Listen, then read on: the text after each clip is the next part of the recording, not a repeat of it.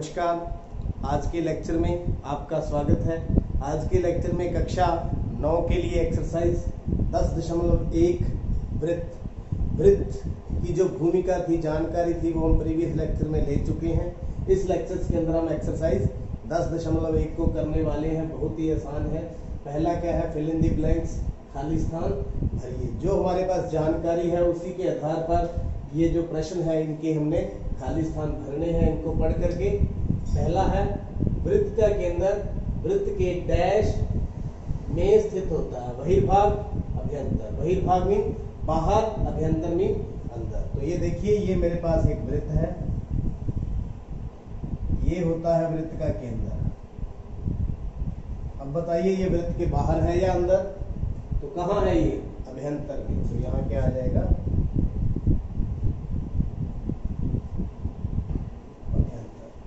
ये वाला आप लिख सकते हैं। दूसरा, एक बिंदु जिसकी वृत्त के केंद्र से दूरी त्रिज्या से देखो। ये वृत्त का केंद्र O, ये त्रिज्या OA। अब वो कहाँ है? बिंदु केंद्र से दूरी से अधिक देखो। त्रिज्या से दूरी क्या हो? देखो, मान लो कहाँ है? यहाँ है। तो ये कहाँ पर है? वृत्त के डैश में स्थित होता है। बहिर्भाग या अभ्यंतर, यानी बाहर या अंदर। तो देखिए ये बिंदु कहाँ है? बाहर। तो इसका आंसर क्या देंगे? बहिर्भाग। बहुत ही आसान है, बस पढ़ना है और ध्यान से करना है। वृत्त की सबसे बड़ी जीवा वृत्त का डैश होती है। सबसे बड़ी जीवा कौन सी होती है? ये वाली, जो सेंटर से पास करती है, AC। तो ये क्या है? वृत्त का व्यास है। तो यहाँ क्या आंसर आ जाएगा? व्यास। एक चाप, ये वाली चाप कितनी मर्जी ले लो, जब इसके सिरे व्यास हो, तो इसके सिरे व्यास हैं, ये वाली चाप, उसको क्या कहते हैं? फिर ये क्या बन गया? अर्धवृत्त। क्या बन गया? ये अर्धवृत्त। तो आधा वृत्त, तो उसको क्या बोलते हैं? अर्धवृत्त, जो जिसके सिरे क्या हो? एक व्यास के सिरे हो। वृत्तखंड एक चाप तथा डैश के बीच का भाग होता है। अब वृत्तखंड बोलते किसको है? मान लीजिए ये मैंने एक EF जीवा लगा दी। अब ये दो टुकड़े हो गए वृत्त के, ये इसको बोलते हैं वृत्तखंड। एक तो ये छोटा वृत्तखंड और एक ये बड़ा वृत्तखंड। इसका मतलब इसका एक चाप तथा ये चाप होगी और ये क्या है? जीवा के बीच का भाग। आंसर क्या आ गया? जीवा के बीच का भाग। एक वृत्त जिस तल पर स्थित हो उसे डैश भागों में विभाजित करता है। अब ये तल के ऊपर बना हुआ है वृत्त। तल मीन ये तल है जिसके ऊपर वृत्त को बना रखा है। कितने भागों में बांटता है? देखिए, अभी देखा, एक तो बहिर्भाग, एक अभ्यंतर, यानी कि एक अंदर वाला भाग और एक बाहर वाला भाग। कोई बिंदु ले, या तो हम कहाँ लेंगे? अंदर या बाहर। तो तीसरा कहाँ ले सकते हैं? वृत्त के ऊपर। वृत्त के ऊपर। तो कितने भाग हो गए? अंदर, बाहर और ऊपर। तो कितने भागों में विभाजित करता है? 3 भागों। जो हमारे पास वृत्त की जानकारी थी उसके ऊपर ये रिक्त स्थान भरिए था और ये आपका पूरा हो गया। सेकेंड सम एक्सरसाइज का लिखिए, सत्य है या असत्य है और उत्तर के कारण दीजिए। वृत्त केंद्र को वृत्त पर किसी बिंदु से मिलाने वाला रेखाखंड वृत्त की त्रिज्या होता है। ये देखिए, मैं आपके सामने एक वृत्त बनाता हूं। ये हो गया केंद्र को, ये केंद्र हो गया। वृत्त पर किसी बिंदु से मिलाने वाला, कहीं वृत्त के ऊपर कहीं एक बिंदु ले ले, यहां ले ले, चलो यहां ले लेते हैं, ये O, ये A। वृत्त की त्रिज्या होता है। तो ये वृत्त की त्रिज्या है?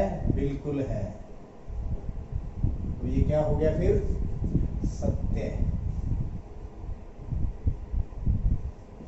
इसका उत्तर सत्य है। आगे चलते हैं। एक वृत्त में समान लंबाई की परिमित जीवाएं होती हैं। परिमित मीन्स जिसको गिना जा सके। परिमित मीन्स हमें मालूम हो कितनी है, 2, 4, 5, 7, लेकिन नहीं, हम समान जीवाओं की लंबाई इसके ऊपर जितनी चाहें उतनी बना सकते हैं। जितनी चाहे उतनी बना सकते हैं। ये सारी समान जवायों की लंबाई, इसका मतलब अपरिमित होती है। तो ये जो लिखी हुई जो परिभाषा है, जो स्टेटमेंट है, वो क्या है? असत्य है। क्या है? असत्य है। यदि वृत्त को 3 बराबर चापों में बांट दिया जाए तो प्रत्येक भाग दीर्घ चाप होता है। दीर्घ चाप कौन सी होती है? एक बड़ी चाप और एक छोटी। मुकाबला जब करें, जैसे मैं यहां बना दूं तो ये बड़ी चाप और ये छोटी चाप। लेकिन यहां प्रश्न क्या है? 3 बराबर चापों में बांट दिया जाए। जैसे मान लीजिए एक इस तरह से, ये तो एक चाप होगी, ये दूसरी, ये तीसरी। तो क्या इसमें कोई दीर्घ चाप है, कोई बड़ी चाप है? तीनों बराबर है। तीनों क्या है? ये बराबर है। ये AB और BC, और AB किसके बराबर है? BC के, और BC किसके बराबर है? CA के। तीनों चापें बराबर है, तो दीर्घ चाप कोई नहीं है। तो यह है जो लिखा हुआ है, ये भी क्या है? असत्य है। आगे चलते हैं। वृत्त की एक जीवा जिसकी लंबाई त्रिज्या से दोगुनी हो। ये त्रिज्या है, इसकी लंबाई दुगनी कर दें तो ये भी हो गया। तो ये वृत्त का व्यास है। बिल्कुल है, ये वृत्त का व्यास है जो केंद्र से पास करता है, सबसे बड़ी जीवा है। तो इसको क्या लिखेंगे? सत्य है। आगे, त्रिज्या जीवा और संगत भाग के बीच का क्षेत्रफल होता है। त्रिज्या खंड किसको बोलते हैं? ये त्रिज्या खंड होता है। अब इसमें कहीं जीवा है? बिल्कुल नहीं है, कहीं भी कोई जीवा नहीं है। ये त्रिज्याओं और एक चाप के बीच का भाग होता है। तो यह भी क्या है? असत्य है। इसको क्या लिखेंगे?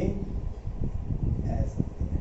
अगला, वृत्त एक समतल आकृति होती है। समतल तल के ऊपर बनाया जा सकता है, यानी कि 2D द्विविमीय आकृति होती है। तो यस, यह एक समतल आकृति है। तो इसको क्या लिखेंगे?